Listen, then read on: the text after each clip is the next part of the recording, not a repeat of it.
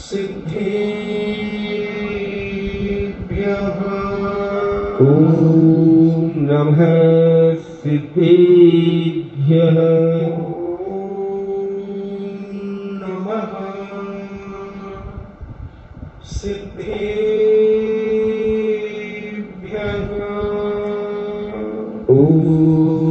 नमः सिद्धेभ्यः।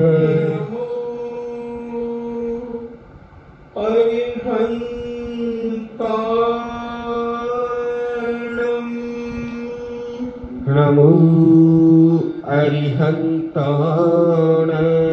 नमो सिद्धाणाम्। नमो सिद्धाणाम्।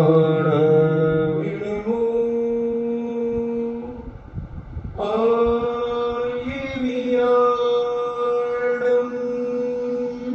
नमो आयर्याणाम्। नमो उवज्झायाणाम्।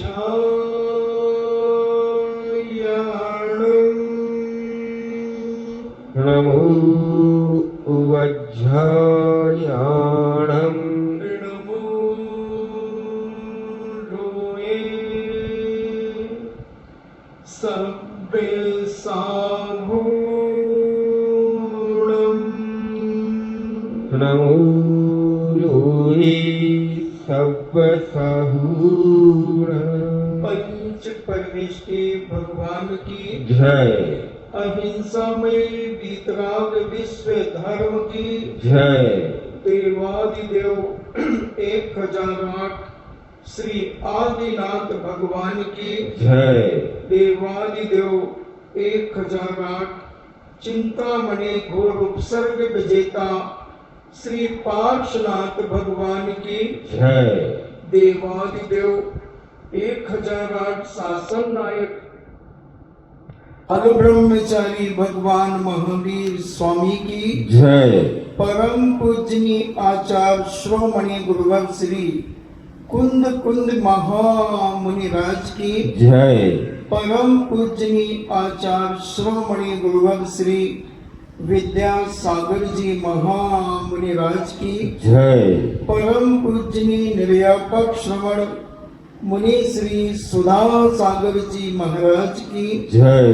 परम पूजनीय 3.9 करोड़ महामुनि राजों की जय। तपोदय अतिशय क्षेत्र की जय। परम पूज्य खिलक श्री गंभीर सागर जी महाराज की जय। चर्चा चल रही है उपाध्याय परमेष्टि के मूल गुणों की, और ये मूल गुण जो उपाध्याय परमेष्टि के पास होते हैं, ये बड़ी द्वादशांग की पूरी शक्ति होती है। वर्तमान में हमारी जिनवाणी पूर्णता को प्राप्त नहीं है। बहुत एक तिनके के बराबर हमारा द्वादशांग हमारे पास है। अन्य लोगों ने अपना एक नया द्वादशांग बना लिया।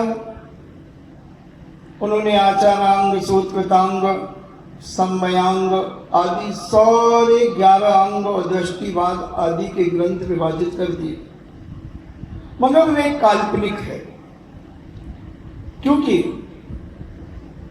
ये अभी 100-200 साल के दौरान बनाए गए होंगे। पूज्याचार्य श्री के पास भी ये चर्चा आई थी कि अपन भी द्वादशांग की रचना कर लें। जो अपने पास ग्रंथ, सिद्धांत ग्रंथ उपलब्ध हैं, उनको भी अपन ऐसे ही 11 अंग 14 पूर्व में विभाजन कर लें। आचार्य श्री ने कहा नहीं, बहुत बड़ा निर्णय होगा, बहुत बड़ा ज्ञानावरणी कर्म का बंध होगा, क्योंकि तुम अपनी कल्पना से बनाओगे।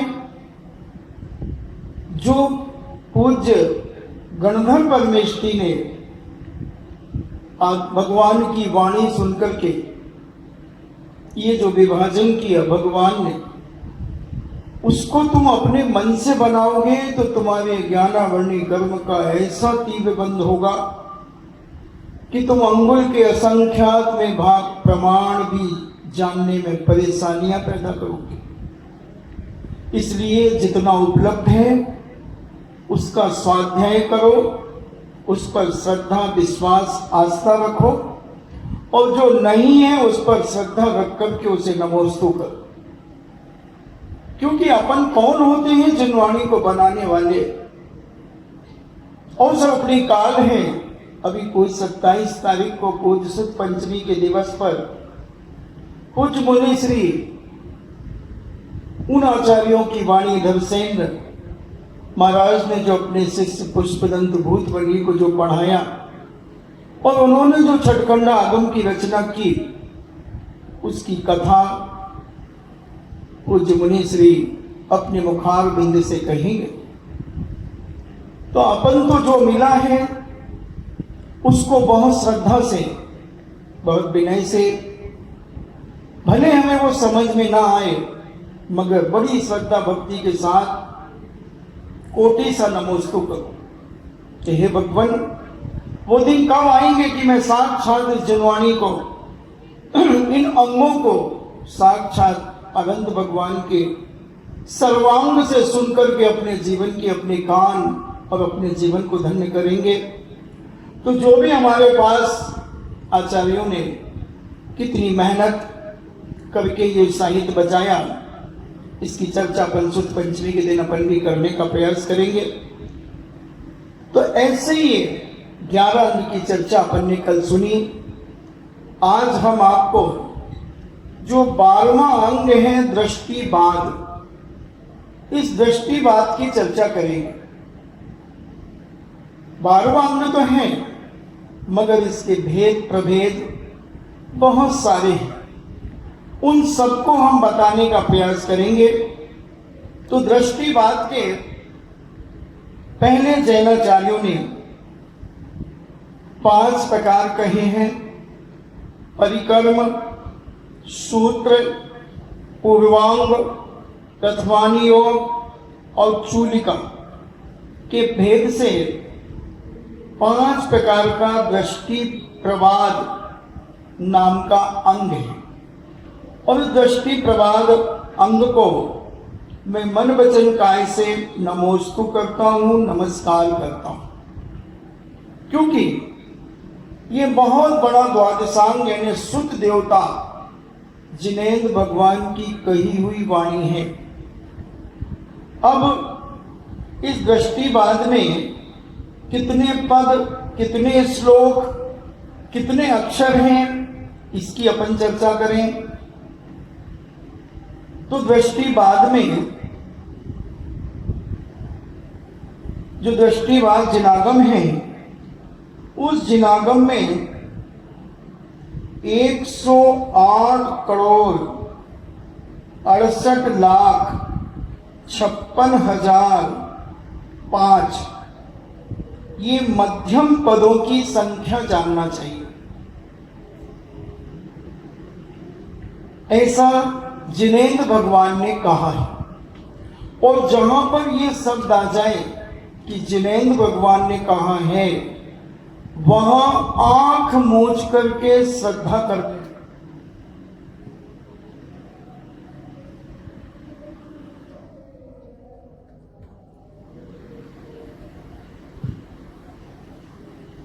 आंख मूंझ के बिल्कुल चूप-फूट नहीं करना,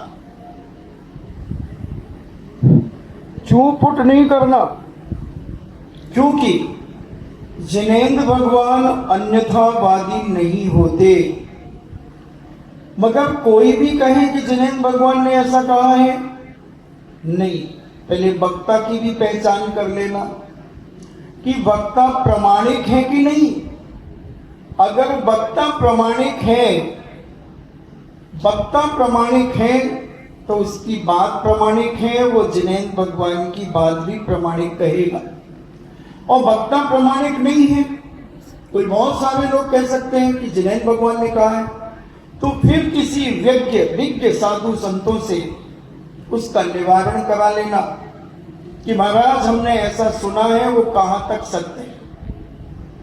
तो ऐसा दृष्टिवाद में दृष्टि प्रमाद नाम का जो अंग है उसमें 108,68,56,005 मध्यम पदों की संख्या जानना चाहिए। दृष्टिवाद की यह पद संख्या, इसके अंक और श्लोक संख्या, जो श्लोक है 5 पद्म, 55 शंख, 25 नील, 80 खरब, 18 अरब, 73 करोड़, 94 लाख, 27,107। दुनिया के सारे कंप्यूटर फेल हैं जैन दर्शन की अंक संख्या के सामने। किसी भी कंप्यूटर के अंदर इतनी संख्या नहीं आ सकती। और ये श्लोक, अब इसमें अक्षर कितने होते हैं? तो अक्षर के लिए कहते हैं 177 पद्म, 68 शंख, 25 नील, 65 खरब, 99 अरब, 66 करोड़, 16 लाख, 67,440 अक्षर हैं। दृष्टिवाद में जो 12वां अंग है दृष्टिवाद, उसमें इतने श्लोक, इतने पद और इतने अक्षर हैं। जिस अंग में 363 मिथ्यावादियों का 363 जो मतांतर चले, उन मिथ्यावादियों का निराकरण किया गया है, यानी उनकी बात का खंडन किया गया है। ऐसा किसमें? इस दृष्टिवाद में। मूल में क्रिया दृष्टि, अक्रिया दृष्टि और अज्ञान दृष्टि और विनय दृष्टि के भेद से ये दृष्टियां 4 प्रकार की होती हैं। इसमेन क्रिया दृष्टियों की या क्रियावादियों की, क्रियावादी भी कह सकते हैं, अक्रियावादी भी कह सकते हैं और अज्ञानवादी भी कह सकते हैं। तो इन्होंने दृष्टि, क्योंकि दृष्टिवाद का विषय चल रहा है तो दृष्टिवाद भी कहते हैं। तो मूल में क्रिया दृष्टि, अक्रिया दृष्टि, अज्ञान दृष्टि और विनय दृष्टि के 4 भेद हैं। ये 4 प्रकार के हैं। इसमें जो क्रियावादी या क्रिया दृष्टि है इसके 180 भेद हैं, यानी 180 प्रकार के मतांतर हैं जो क्रियाओं में उलझे, दुनिया के खटकर्म करते रहते हैं धर्म के नाम पर। वो 180 प्रकार के क्रियावादी हैं। जैसे प्रथम अस्थि ऐसा पद लिखना, उस अस्थि के 4 भेद हैं। स्वचतुष्टय, अपेक्षा अस्थि, पर चतुष्टय से अस्थि है, नित्य अस्थि, अनित्य अस्थि। इन 4 पदों के ऊपर जीव अजीव, आश्रव, बंध, संबंध, मोक्ष, पुण्य, पाप, ऐसे 9 पदार्थ लिखना। इसके बाद काल, ईश्वर, आत्मा, नियति, स्वभाव, इस प्रकार 5 पद लिखना। तो इस प्रकार से 180 भेद हो जाते हैं। इनका इसमें गुणा करना तो 180 भंग हो जाते हैं। भंग कहो, भेद कहो। तो क्रियावादी क्या कहता है? जीव अपने चतुष्टय की अपेक्षा अस्थि है, पर चतुष्टय की अपेक्षा नास्ति है। अस्थि यानी है, नास्ति यानी नहीं है। और यह नित्य है, यह अनित्य है। इस प्रकार अजीब आदि के भेद से जीव अजीब आदि का अर्थ सुगम है। अब कालवाद, जो कालवादी है, काल ही सबको उत्पन्न करता है, वो कहता है काल ही सबको उत्पन्न करता है, अर्थात उत्पन्न होना, मरना, सोना, खाना पीना सब कालाधीन है, ऐसा एकांत मानना कालवाद नाम का मिथ्यात्व है। यानी वो कहता है कि सब काल करता है, जिस समय जैसा होना है वो सब होता है। जैसे कांजीपंथी कहते हैं कि जिस समय जिस जीव का जैसा होना है ऐसा केवली भगवान ने देखा है। तुझे कैसे मालूम कि केवली भगवान ने ऐसा देखा? तो वो कहता है जब जिस चीज को मरना है, उठना है, सोना है, सब ऐसा काल करता है। कालवादी जो जिसके विचार हैं वो इस प्रकार से अपने विचारों को रखता रहता है, तो वो कालवाद नाम का मिथ्यात्व है। आत्मा अज्ञानी है, ऐसे भी कुछ लोग मानते हैं। तो जो ईश्वर से प्रेरित होकर स्वर्ग नरक में जाता है, सुख दुख भी ईश्वर कृत है। जो सृष्टि के कर्ता को ईश्वर को मानते हैं कि सृष्टि का कर्ता निर्माता ईश्वर है, तो वो कहते हैं कि स्वर्ग नरक में जो जीव जाता है, सुख दुख जो जीव पाता है, वो सब ईश्वर के द्वारा होता है। आत्मा कुछ नहीं करता। यह ईश्वरवादी ऐसी भावना अपने जीवन में रखता है, अपने विचारों में ऐसा वह सोचता है, रखता है। संसार में एक ही महान आत्मा है, वह पुरुष है, वही देव है। आत्मा ही सर्वव्यापक है, सर्वांग में छुपा हुआ है, अर्थात शरीर सबको दिखता है परंतु आत्मा किसी को नहीं दिखता। इस इत्यादि कथन करना आत्मवाद का नामक मिथ्यात्व है। वो कहता है कि एक पुरुष है, वो ये सब करता है, तो आत्मा कुछ नहीं करता, ऐसा विचार वह अपने रखता है। जो जिस समय जिस नियम से जैसा होता है, उस समय वैसा उसी नियम से होता है, ऐसा मानना नियतिवाद है। ये नियतवाद है। कंटक, पत्थर आदि जितने पदार्थ हैं, उनका तीक्ष्ण होना, कटु होना, मधुर होना आदि सब स्वभाव से ही होता है। निर्हेतुक सर्व वस्तु को मानना स्वभाववाद है। इस प्रकार क्रियावादियों के 180 जो भेद कहे गए, उन क्रियावादों को मानने वाले क्रियावादी के ये नाम हैं कौशकल, कंठे विधि, कौशिक, हरिश्मशु, माधपिक, रोमश, मुंड, आश्वलायन। ये क्रियावादी जो इस प्रकार के इनके मत हैं, इनको मानने वालों के ये मत जो हैं, उनके नाम कहे। यह क्रियावादी केवल क्रिया को ही प्रमुख मानते हैं, यानी जिनके ये नाम कहे, ये सब क्रिया को ही मानते हैं, ध्यान आदि की पद्धति को स्वीकार नहीं करते। ये कहते हैं बस क्रिया करते चले जाओ, क्रिया करते चले जाओ, सब क्रियाएं करते चलो।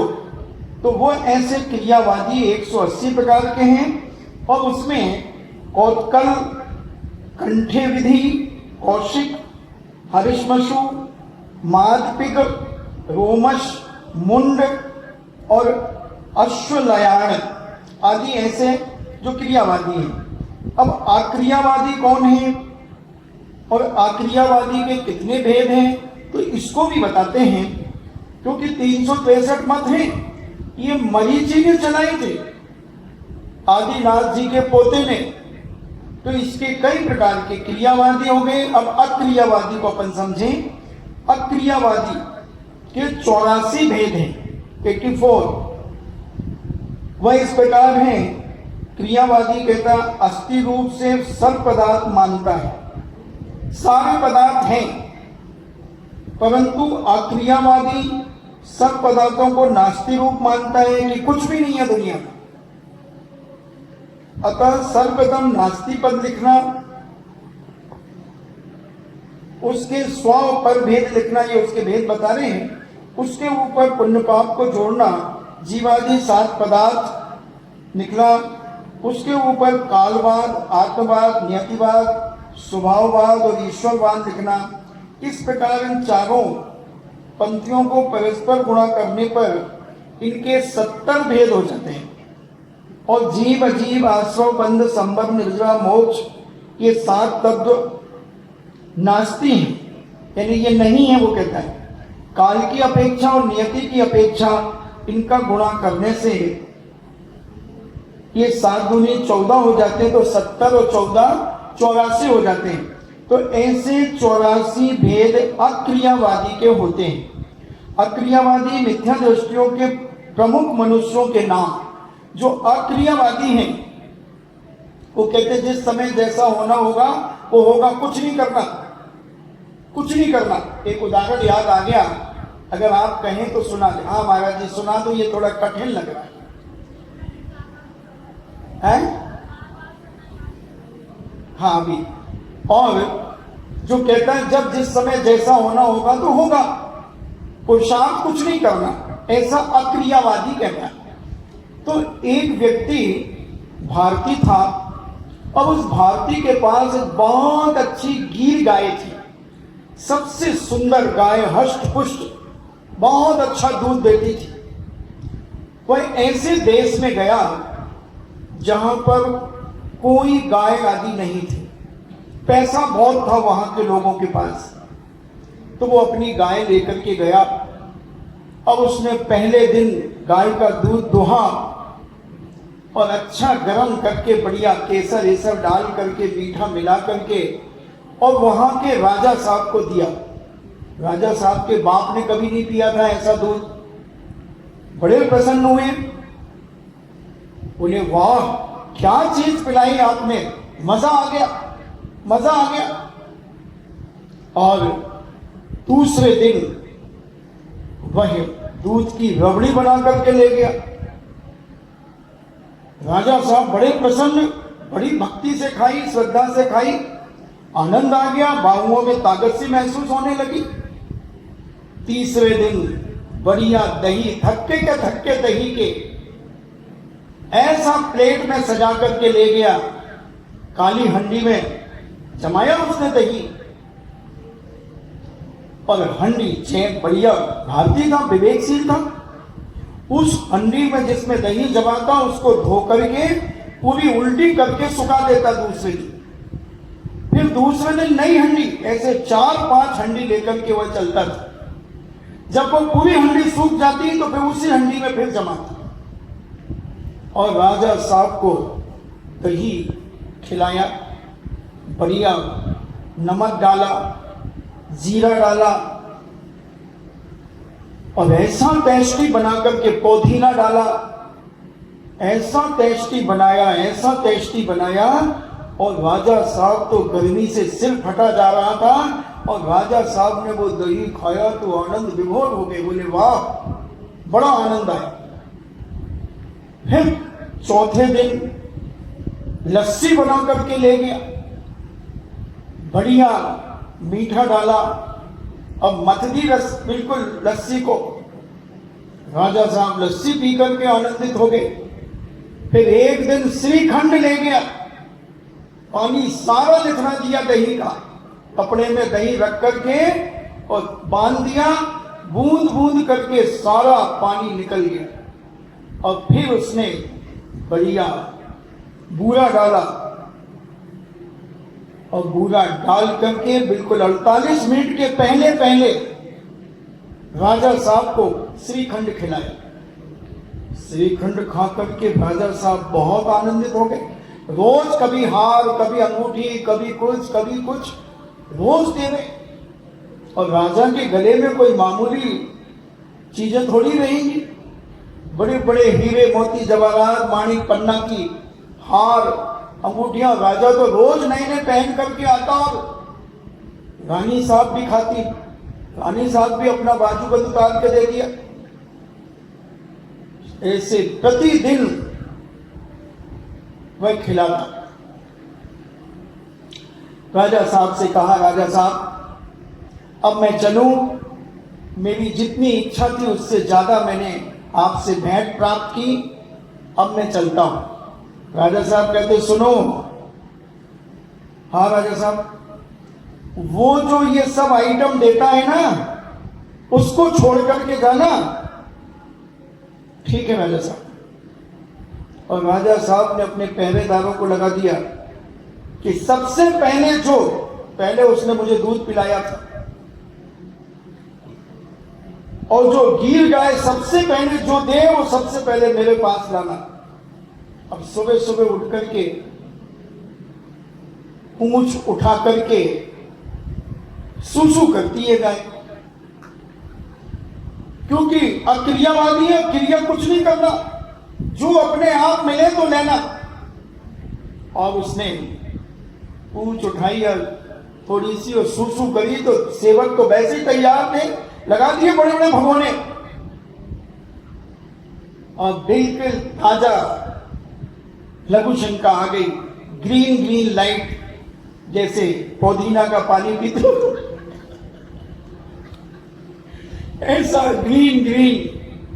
और राजा साहब के पास सोने के गिलास में परोसा गया। राजा साहब कहते वाह, आज तो ऐसा आज तक उसने 7 दिन में नहीं खिलाया, ये है जूस। और जैसे ही प्यार, ये क्या हुआ? राजा साहब बिल्कुल 1 सेकंड की देरी नहीं की, जो उस जानवर ने दिया वही हम लाए। चलो फिर से पहुंचो, दूसरा कोई लाओ आइटम, दूसरा आइटम। क्योंकि कुछ अपन को करे नहीं, अपन तो अक्रियावादी है, और बस सेवक तैयार थे पहले ही से वहां, ये तो लेके आ गए थे, क्योंकि क्या पता क्या देते। ओहो। और जैसे ही उसने भी पूंछ उठा करके गरम गरम गोबर दिया और लेकर के आए, दौड़े राजा साहब। राजा साहब देखते वाह क्या भाप निकल रही, बिल्कुल ताजा ओरिजिनल। और राजा साहब ने जैसे ही हाथ लगा करके और जैसे ही मुंह में खाया, ये क्या? वो तो लाता था, उसने तो पहले दिन दूध, फिर रबड़ी, फिर दही, फिर सारे आइटम दिए, ये क्या है? कहां गया वो? भाग गया होगा, पकड़ के लाओ उसको। उसको पकड़ के लाए। बोले क्यों रे?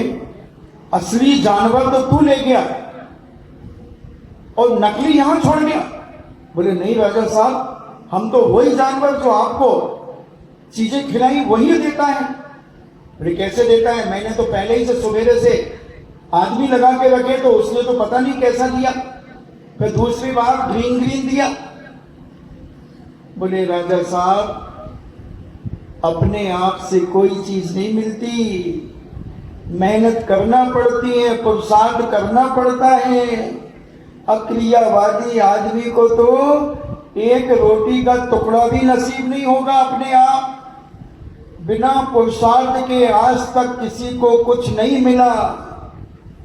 तो ये अक्रियावादी ऐसे ही बैठे रहते हैं, जो कहते हैं जिस समय जैसा होना होगा होगा, जिस जीव का जैसा देखा होगा भगवान ने वैसा होगा। ये अक्रियावादी। तो ऐसे अक्रियावादी, तो ऐसे जो इस अक्रियावादी के जो 84 भेद हैं, इसको किस किसने चलाया, कौन इसके मुख्य प्रमुख लोग हैं, तो उनके लिए कहते हैं अक्रियावादी मिथ्या दृष्टियों के प्रमुख मनुष्यों के नाम इस प्रकार हैं। मरीचि, कपिल, उलूक, गार्ग, व्याघभूति, बादबली, माठर, मोदगलायन आदि। इन्होंने अक्रियावादी मिथ्यात्व की स्थापना की थी। अक्रियावादी पुरुषार्थ का क्रिया से कार्य की सिद्धि नहीं मानते। अक्रियावादी कहते हैं कि पुरुषार्थ से कोई कार्य नहीं होता, सब अपने आप होता है। तो उनको पता चल गया कि अपने आप से क्या मिलता है और पुरुषार्थ करने से क्या मिलता है। तो ऐसे अक्रियावादी की चर्चा। अब अज्ञानवादी के 67 भेद हैं, 6 और 7, 67। ऐसे अक्रियावादियों के अज्ञानवादी अज्ञान को ही मुख्य मानता है, अज्ञान से ही मोक्ष मानता है। पुण्य पाप जीव अजीव आश्रव बंध संभव निर्जराव मोक्ष, ये 9 तत्व हैं, वो 9 तत्व मानता है। जो किसी नए स्व चतुष्टय की अपेक्षा अस्थि रूप है, पर चतुष्टय की अपेक्षा नास्ति रूप है, दोनों धर्म की अपेक्षा अस्थि नास्ति रूप है। क्योंकि अस्थि नास्ति दोनों एक साथ रहते हैं, दोनों का उच्चारण एक साथ नहीं हो सकता, अतः अस्थि अव्यक्तव्य है, नास्ति भी पूर्ण रूप से कह नहीं सकते, अतः नास्ति भी अवक्तव्य रूप है। दोनों का एक साथ उच्चारण नहीं हो सकता, है और नहीं है दोनों को कैसे कहोगे एक साथ। तो ये अस्थि नास्ति अवक्तव्य है। इस प्रकार जीव आदि 9 पदार्थ का 7 भंगों से गुणा करने पर 63 भंग होते हैं। यह सम्यक पद है। अज्ञानवादी जीवादि पदार्थों का विश्वास नहीं करते, अतः अज्ञानवादी कहते हैं जीवास्ति, इन्हें जीव है, यह कौन जानता है? जीव नास्ति, यह कौन जानता है कि जीव नहीं है? इसी प्रकार 63 भंगों का विश्वास नहीं करने से अज्ञानवादियों के 63 भेद होते हैं। और द्रव्यार्थिक नई की अपेक्षा आत्मा शुद्ध पदार्थ है, पर्यार्थिक नई की अपेक्षा आत्मा 9 पदार्थमय है, परंतु द्रव्यार्थिक नई की अपेक्षा 9 पदार्थ में अतीत शुद्ध आत्मा है। परंतु अज्ञानवादी कहता है कि शुद्ध आत्मा पदार्थ अस्थि है। ऐसा कौन जानता है? शुद्धात्मा पदार्थ नहीं है, ऐसा कौन जानता है? अस्थि नास्ति है, ऐसा कौन जानता है? और अव्यक्त है, ऐसा कौन जानते हैं? इस प्रकार से 63 भेद के मिलाने से अज्ञानवादियों के 67 भेद हो जाते हैं। अज्ञानवाद की स्थापना करने वाले किसने ये अज्ञानवाद स्थापित किया? तो साकल्य, वल्कल, कुंथुबी, सत्यमिगी, नारायण, कंठ, माध्यदिन, भोज, पैपल्यायन, बादरायण, सिविष्टिक यानी सिदिक्टिक, दैत्याकयान, वशु, जैमिनी, ये प्रमुख हैं अक्रियावादी का। वर्णन समाप्त हुआ।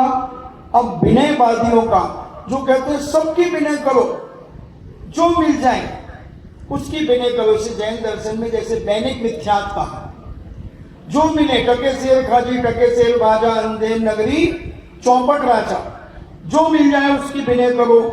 तो ऐसे विनयवादियों के 32 भेद कहे जैनाचार्यों ने। इस प्रकार जो विनय से ही मोक्ष मानते हैं, उनका कथन है कि राजा, ज्ञानी, यति, बाल, वृद्ध, माता और पिता, इनका मन वचन काय और दान से विनय, सत्कार, सेवा करना चाहिए। इस प्रकार विनय करने योग्य 8 जनों का मन वचन काय और दान, इन 4 भेदों से गुणा करने पर विनयवादियों के 32 भेद हो जाते हैं। दैनिक मिथ्यात्व का स्थापन करने वाला कौन है? तो उनके नाम बताते हैं। दैनिक मिथ्यात्व किसने चलाया? वशिष्ठ, पाराशर, जतुकर्ण, वाल्मीकि, रोमहर्षणि, सत्यदत्त, व्यास, एलापुत्र, औपमन्यु, इंद्रदत्त, अगस्त्यादि 32 मानव हैं। इस प्रकार इन क्रियावादी, अक्रियावादी, अज्ञानवादी और विनयवादी के 363 भेद कहे। ऐसे 363 भेद जैन दर्शन के अलावा इस दुनिया में यत्र तत्र हो रहे हैं। इस प्रकार वे स्वच्छंद होकर वस्तु स्वरूप का प्रतिपादन करते हैं। ये 363 पाखंड जीवों को व्याकुलता उत्पन्न करते हैं और अज्ञानी जीवों के चित्त को हरते हैं। 363 ही मिथ्यात नहीं है, अपितु असंख्यात योग प्रमाण हैं जो वचन के अगम्य हैं, जो अपन वचन के द्वारा नहीं कह सकते। इन सब मिथ्यात पाखंडों का निराकरण जिसमें किया जाता है उसको दृष्टिवाद अंग कहा जाता है। यानी 363 मतों का जिसमें खंडन किया गया है, ऐसा यह दृष्टिवाद है। और इस दृष्टिवाद में 12वें अंग अनेक दृष्टियों का वर्णन करता है, इसलिए इसको दृष्टिवाद कहते हैं। इस प्रकार 363 पाखंड मिथ्यावादियों का निराकरण करने वाला दृष्टिवाद नामक अंग का निरूपण किया गया। अब असंख्यात है तो 363 तो मुख्य रूप से हैं, मगर इनका निराकरण सारे जितने भी मत मतांतर हैं इन सब का निराकरण करने वाला हमारा ये दृष्टिवाद नाम का जो 12वां अंग है, उसमें ये सारों का खंडन आदि दिया हुआ है। इस प्रकार पूज्य सुखचंद महाराज कहते हैं कि भावपूर्वक इन 12 अंगों का स्मरण करके इस ग्रंथ की रचना मैंने की है। जो भव्य जीव इस ग्रंथ की भावना करता है, चिंतन करता है, वह सुख को प्राप्त होता है, अर्थात वह सांसारिक अभुदयों का उपयोग कर मुक्ति को प्राप्त करता है। जो 11 अंग और ये 12वां दृष्टिवाद अंग है, इसकी जो भी भव्य जीव बड़ी श्रद्धा भक्ति से इसका विनय करता है और इसे नमस्कार आदि करता है, वो अपार सुख को प्राप्त होता है और सांसारिक सुख सुविधाओं प्राप्त करके वह परंपरा से मोक्ष को भी प्राप्त होता है। जो भव्य प्राणी इन 11 अंग रूप सात समुद्र में दिव्य भावों से रमण करता है, उसमें मग्न होता है, वह संसार रूपी दावानल की ज्वालाओं को प्राप्त नहीं होता। शास्त्र समुद्र में रमण करने वालों को संसार दुखाग्नि स्पर्श नहीं करती, वह संसारिक दुखों से छूट जाता है। जिन शासन में कथित सम्यक दर्शन, सम्यक ज्ञान और सम्यक चारित्र को तप के द्वारा भावना करके मोक्ष की प्राप्ति करते हैं, वह सब सुध का ही महत्व है। यानी ये 11 14 पूर्व जो है, जो 11 अंग है और 14 पूर्व, इसी का ही महत्व है। जो रत्नत्रय को धारण करके उसको ज्ञान प्राप्त करके मुक्ति को प्राप्त होते हैं, मोक्ष को प्राप्त होते हैं, ये उसका महत्व है। अर्थात सुध के प्रभाव से ही मुक्ति की प्राप्ति होती है, मुक्त को प्राप्त होता है। वो कहते हैं कि मैंने इन 11 अंग की तथा इनके पदों की जो प्रयोगना की है, उसमें प्रमाद से जो कुछ भी विरुद्ध प्रयोगना हुई हो, देखना इतने बड़े आचार्य क्या कह रहे हैं कि मैंने जो 11 अंग का वर्णन किया है, उस 11 अंग के वर्णन में मेरे से, प्रमाद से, आलस से अगर कोई त्रुटि हो गई हो, कोई गलती हो गई हो, तो अन्यथा कहा गया हो, तो सुयोगी जन जो योग्य हैं, वो योगी जन, सुयोगी जन इसकी शोधना करें, इसकी शुद्धि करें। ऐसा पूज्य सुखचंदाचार्य महाराज अपनी लघुता प्रकट कर रहे हैं, अपने आप को कितना छोटा मान रहे हैं। अपन तो 2 ग्रंथ पढ़ लें तो अपन अपने आप को बहुत ज्ञानवान मानने लगते हैं, मैं बहुत ज्ञानी हूं, आओ मैं तुम्हें पढ़ाऊं, आओ मैं ऐसा करूं, आओ मैं तुम्हें समझाऊं। नहीं, जब इतने बड़े बड़े आचार्य अपनी लघुता प्रकट कर रहे हैं, अपने आप को छदमस्त कह रहे हैं, अपन को तो अभी एक अंग की श्लोक पद ही याद नहीं है कि आचार्य में कितने पद हैं। 18,000 पद हैं, कल कहा था ना पढ़ने। तो कितने श्लोक हैं, कितने अक्षर हैं, अपन बुद्धुओं को तो याद ही नहीं है।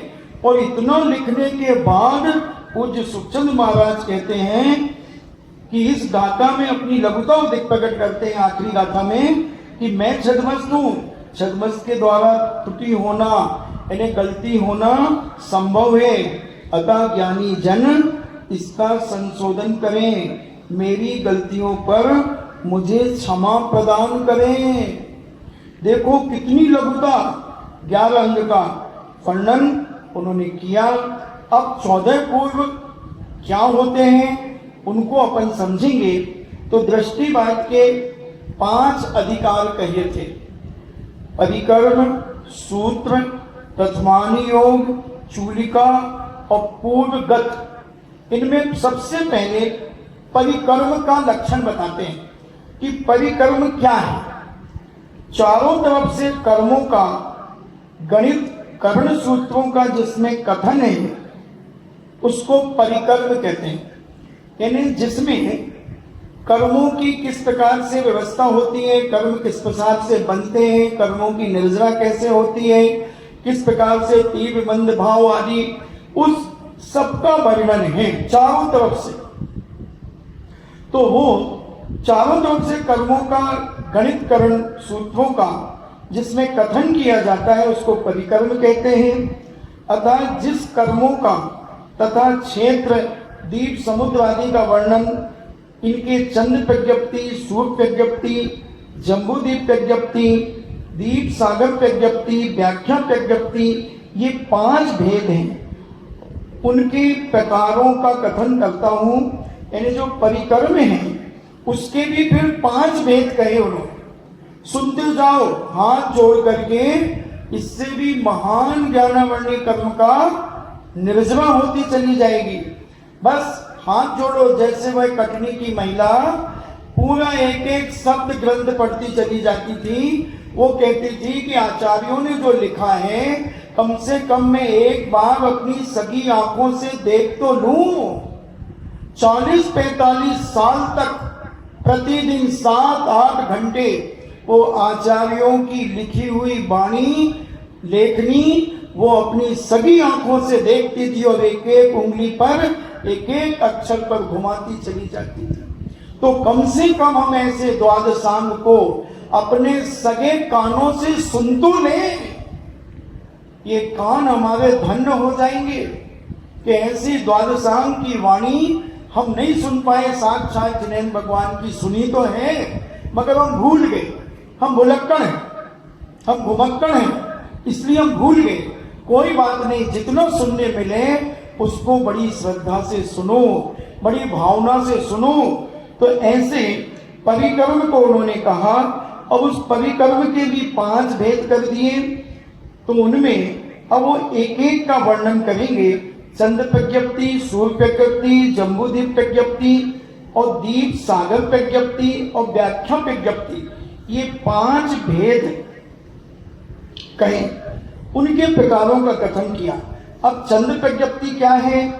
तो जो जिसमें चंद्रमा की आयु कितनी होती है, यानी चंद्रमा का उम्र कितनी होती है, वो जिसमें बताया गया है।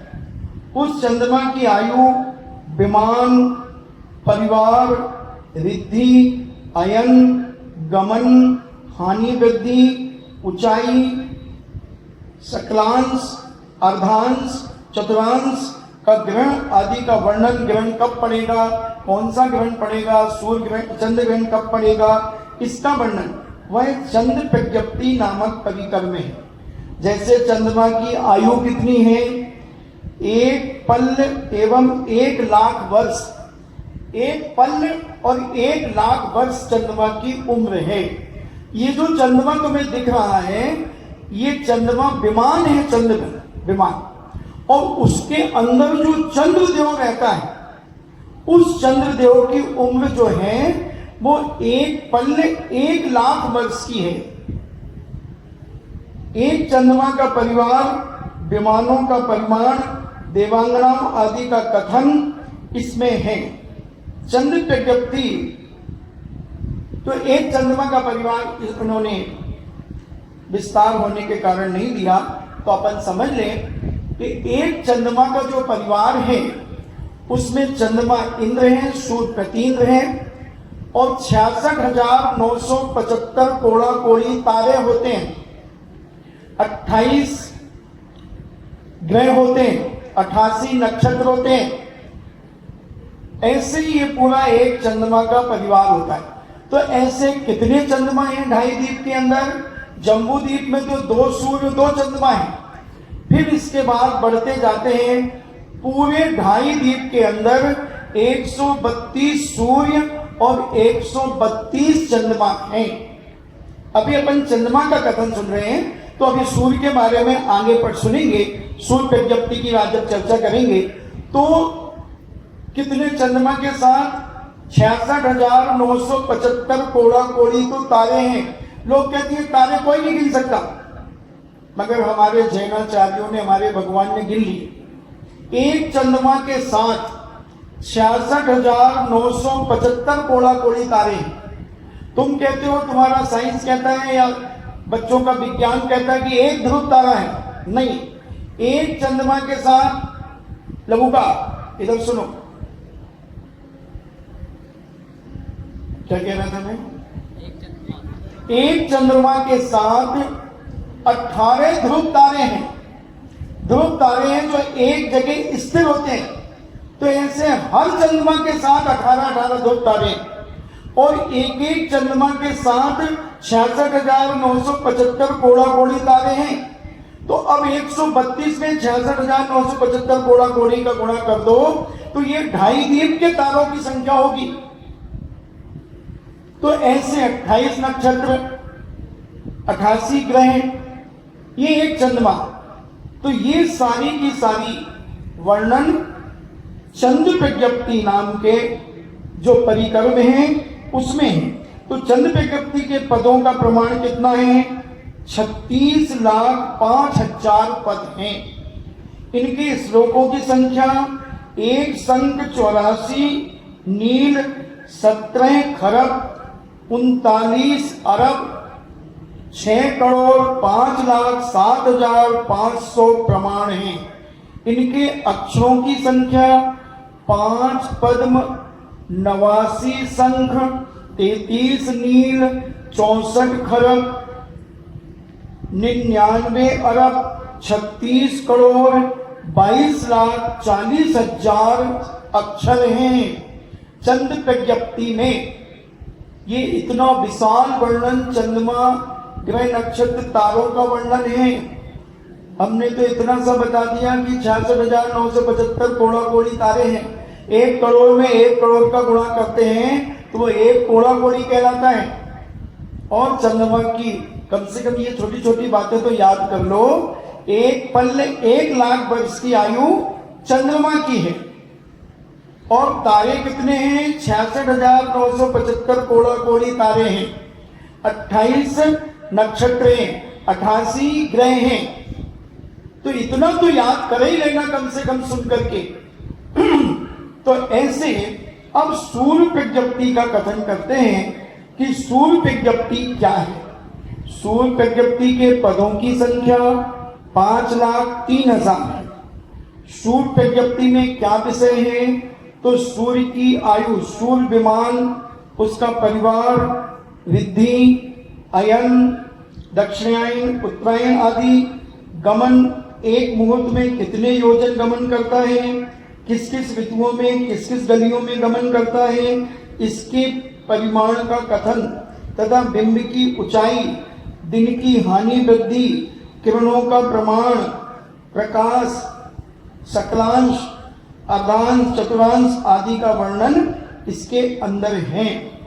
तो जो मुझे थोड़ा सा टूटा फूटा याद है चंद्रमा के सूर्य के बारे में, इन्होंने उसका विस्तार नहीं किया। जो मैंने तिलोर पंडित आदि से पढ़ा, तो सूर्य पहले तो अपन सूर्य पहले हैं, चंद्रमा बाद में। 790 योजन ऊपर तारे हैं। जो तारे दिख रहे हैं हमें, ये पृथ्वी तल से 790 योजन ऊपर है। फिर इससे 10 योजन ऊपर सूर्य, इन्हें 800 योजन पर सूर्य है। और एक योजन की जो संख्या है वो 4,000 मील का एक योजन है, क्योंकि ये महायोजन से नापा जाएगा। तो 8 चौको 32 लाख योजन ऊपर सूर्य है। तो सूर्य की 12,000 किरणें निकलती हैं, चंद्रमा की भी 12,000 किरणें निकलती हैं, और इनको 16,000 देवता इसे खींचते हैं। चंद्रमा को भी चारों कोनों में 4-4 हजार देवता सिंह के आकार के, हाथी के आकार के, बैल के आकार के और घोड़े के आकार के विक्रिया से आकार बना करके और इस सूर्य को खींचते हैं और ऐसे ही चंद्रमा को खींचते हैं। तो आगे के तरफ 2 लगे हुए हैं। आपने गाड़ी देखी होगी, हाथ गाड़ी, जिसमें 25-40 बोरे लदे होते थे। तो 2 आदमी आगे से खींचते थे और 2 पीछे से धक्का लगाते, जैसे हाथ ठेला होता है, जब उसमें शक्कर के बोरे वो 8-10 लाख लेता है तो फिर पीछे से हुइया और धक्का मारता हुआ चलता है पीछे वाला और आगे वाला भी खींचता जाता है। तो ऐसे ही सूर्य चंद्रमा को भी 16 हजार देवता खींचा करते हैं। तो यहाँ 800 योजन में उससे 80 योजन ऊपर चंद्रमा है, तो कितना हो गया? 35,20,000 मील चंद्रमा है। साइंस यहाँ फेल हो जाता है जो कहता है कि मैं चंद्रमा में चला गया। नहीं गया, क्योंकि चंद्रमा में जाने के लिए पहले सूर्य से निपटना पड़ेगा। तो सूर्य उसे जला करके राख वैसे ही कर देगा। 12,000 किरणें। जरा दोपहर को 12 बजे खड़े होकर तो देख लेना नंगे पे, मत खड़े होना, कोई हेकड़ी मत दिखाना, नहीं तो धड़ाम से गिरोगे और नोजी से खून बहने लगेगा। इतनी तेज किरणें जब इधर है,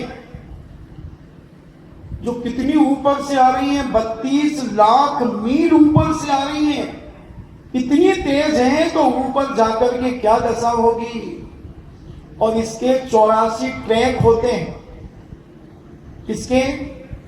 सूर्य के। गलियां होती हैं, उन गलियों में यह सूर्य चलता है। और चंद्रमा की 15 गलियां होती हैं, तो उसमें चंद्रमा चलता है। ऐसे उनके साइज दी हुई है 58 बटे कुछ योजन, 61 योजन है ऐसा कुछ, और ऐसे ही 48 बटे कुछ योजन। इनकी गति भी दी है कि 1 मिनट में कितना चलता है।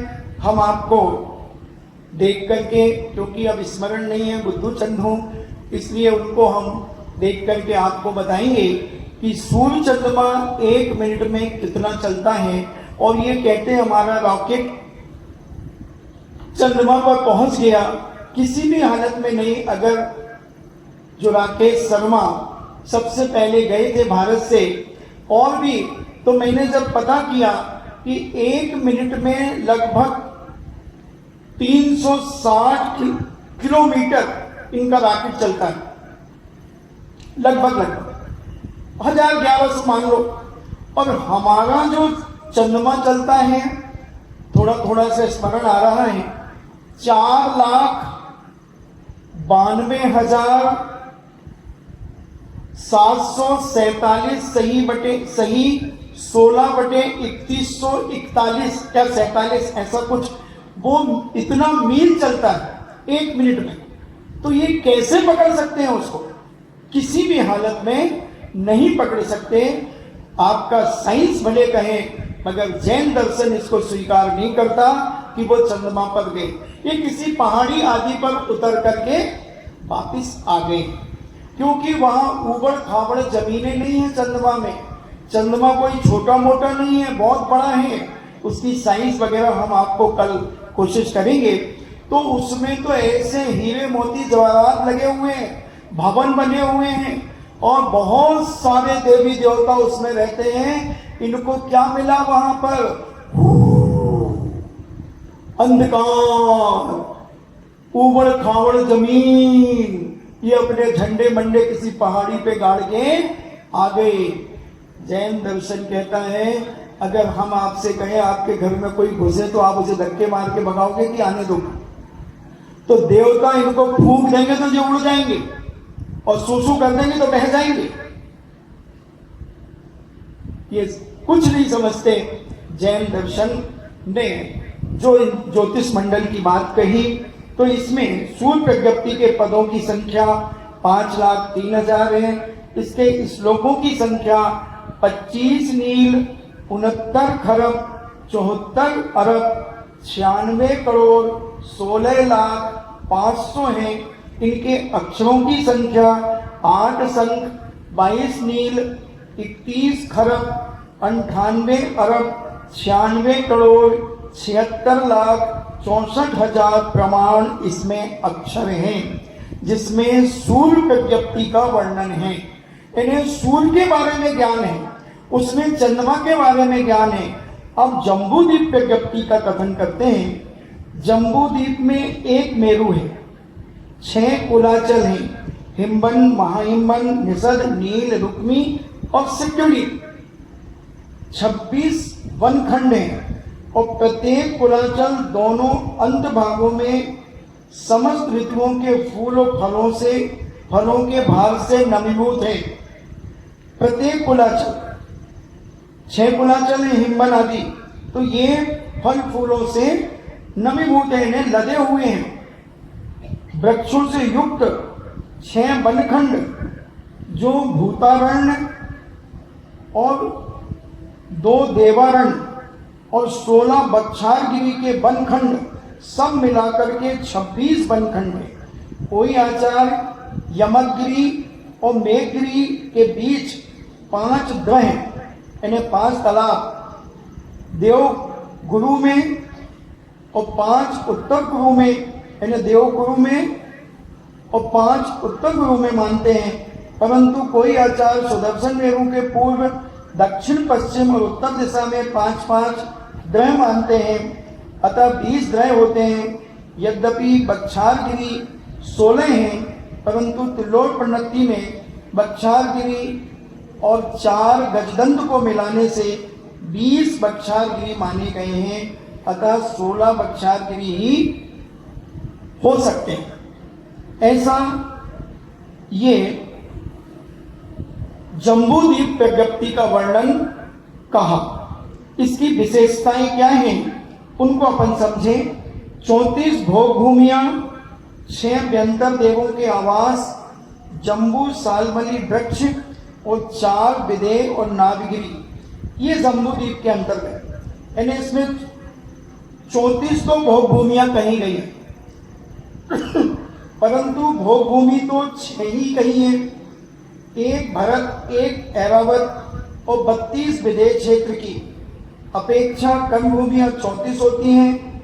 हो सकता है कि यहाँ पर भोग धरा का अर्थ कम भूमि है।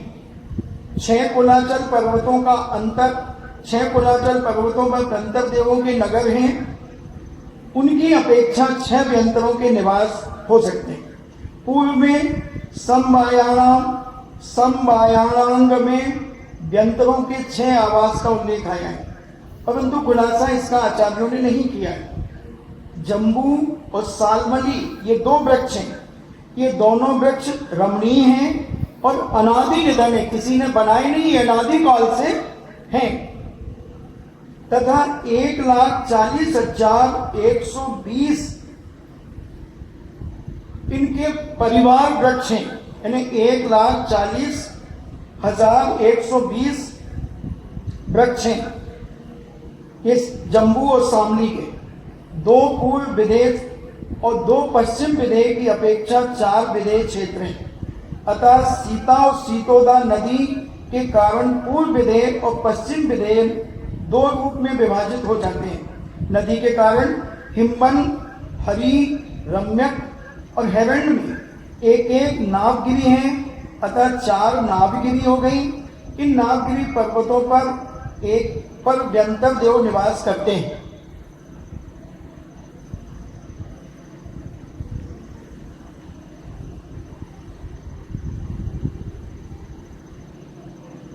तो इसमें 17,92,090 नदियों का प्रमाण है। इन सब का वर्णन जिसमें है वह जम्बूद्वीप प्रज्ञप्ति कहलाती है। तो ऐसा ये जैन दर्शन का इतना विशाल भूगोल, इतना जम्बूद्वीप का वर्णन, और भी अभी द्वीप समुद्र आदि प्रज्ञप्ति के बारे में बताएंगे। तो इसमें और थोड़ा सा विशेषाल अपन पढ़ के आज समाप्त करेंगे कि भरत क्षेत्र की 28,002 नदियां हैं। हेमवत क्षेत्र में 56,002 नदियां, हरिभर क्षेत्र में 1,12,002 है, हेरन में 56,002 और एरावत में 28,002। अतः इन 6 क्षेत्रों की नदियों का प्रमाण 3,92,012 है। विदेश क्षेत्र में 1,68,000 नदियां देवकुरु में और उत्तर कुरु में बहती हैं। विदेश क्षेत्र में नदी संख्या इस प्रकार है: सीता सीतोदर क्षेत्र नदी, 64 विभंगा नदी, 12 सीता सीतोदा की परिवार नदी 1,68,000 है। क्षेत्र नदी की परिवार नदी 8,96,000 है। विभंगा नदी की परिवार नदी 3,36,000 है। इस प्रकार संपूर्ण विदेश क्षेत्र की नदियां 14,78,000 हैं। 14,78,000। अतः सर्व जम्बू द्वीप की नदियों का प्रमाण 17,92,090 नदियां हैं। इस प्रकार जम्बूद्वीप प्रकृति में जम्बूद्वीप स्थित सुदर्शन मेरु, 6 कुलाचल, 26 बनखंड, 20 द्रह, 20 बक्षाट पर्वत, 34 भोगधरा यानी कर्मभूमि, 6 व्यंतरों का आवास, जम्बू वृक्ष, सालमली वृक्ष, 4 विदेश, 4 नाभिगिर, 17,92,090 नदियां विजयात, 34 नदियां विजयात, 34 200 कांचनगिरी, 8 दिग्गजेंद्र, 568 कूट, 7 भरत आदि क्षेत्र, 200 यमगिरी आदि का 3,25,000 पदों में वर्णन किया गया है। इस जम्बूद्वीप प्रकृति के 3,25,000 पद हैं। श्लोक संख्या 16 मील, 60 खरब, 37 अरब, 25 करोड़, 29,87,500 है। और अक्षर संख्या जो है 5 शंख, 21 नील, 32 खरब, 6 करोड़ 32 लाख है। ऐसे जम्बू द्वीप के अंदर जो ये व्यवस्था जैनाचार्यों ने बताई, कितना विशिष्ट भूगोल जैन दर्शन का। अगर इसको विस्तार से और पढ़ना है तो श्री त्रिलोक पंडिती ग्रंथराज को पढ़ें, त्रिलोक सार को पढ़ें, जम्बूद्वीप प्रज्ञप्ति पढ़ें। ऐसा वर्णन उनमें आचार्यों ने त्रिलोक पंडिती में पूज्य यति ऋषभ आचार्य महाराज ने लगभग 2000 साल पहले लिखा। त्रिलोक सार में पूज्य नेमीचंद सिद्धांत चक्रवर्ती जो आपके द्रव्य संग्रह के रचयिता हैं, उन्होंने त्रिलोक सार में लिखा। और जम्बूद्वीप प्रज्ञप्ति के लेखक का मुझे स्मरण नहीं हो रहा है, वो भी उसमें पूरे जम्बूद्वीप का वर्णन बहुत अच्छे ढंग से, शायद सकल कीर्ति महाराज किसका है, वो ऐसे 3 ग्रंथ इस भूगोल को समझने के लिए जैन दर्शन में लिखे गए। और भी छोटी छोटी किताबें बहुत सारे लोगों ने लिखी हैं, मगर मूल ग्रंथ तो ये है। इन ग्रंथों का अगर हम स्वाध्याय करें तो हमें सारा का सारा वर्णन धीरे धीरे समझ में आएगा, मगर कुछ ना कुछ समझ में तो आ ही जाएगा। और ऐसी श्रद्धा बनती है, कई बार तो पढ़ते पढ़ते रोमांच आ जाता है कि हमें भले समझ में नहीं आ रहा, मगर इन आचार्यों ने कितनी मेहनत, कितनी साधना करके और कैसे ध्यान में बैठकर गुरुओं से पढ़ा होगा और उसको फिर लिपिबद्ध किया होगा। हम तो पढ़ने में ही थक जाते हैं, हम तो सुनने में ही थक जाते हैं, वो लिखने में कैसे लिखते होंगे। और गाथाएं बनाना, इन संख्याओं की गाथाएं बनाना, हम तो तुम्हें हिंदी बता रहे हैं, उनकी गाथाएं प्राकृत भाषा में है। ये ऐसे आचार कैसे ज्ञान का अर्जन किया होगा, कितने विनयशील, कितने श्रद्धावान, कितने आस्थावान होंगे, कितनी साधना ध्यान में लीन होते होंगे जब ये महाप्रभु ये जिनवाणी को लिखते होंगे। कैसे कैसे और कैसे कैसे आताताई आए जिन्होंने हमारी जिनवानी की होली जलाई है बंधुओं, होली जलाई है। अगर अभी सुद पंचमी के समय पर स्मरण आएगा तो मैं बताऊंगा कि कैसे इस जिनवानी को बचाया, कैसे बचाया। कितना साहित्य था, कितना साहित्य था, कुछ भी नहीं बचा, एक तिनके के बराबर आज उपलब्ध है। फिर भी जैन धर्म आज भी जयवंत है, आज भी जयवंत है।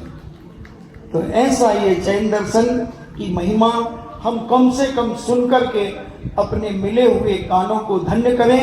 इन्हीं मंगल भावना के साथ जिनवाणी स्तुति।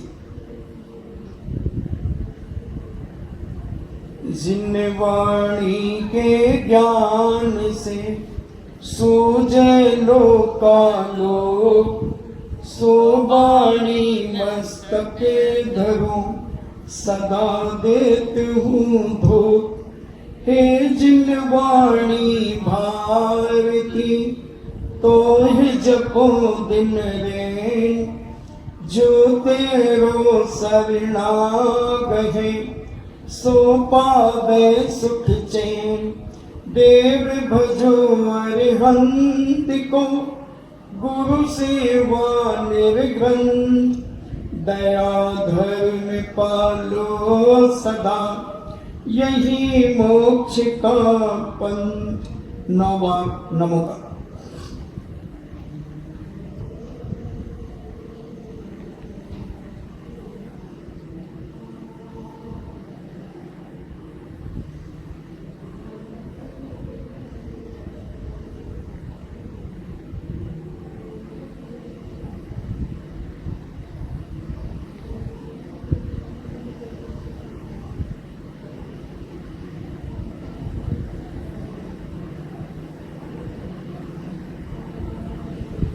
परम पूजनीय द्वादशांग जिनवाणी माता की। सुख देवता, सुख देवता, सुख देवता। जैनम जयतु शासनम, जैनम जयतु शासनम, जैनम जयतु शासनम।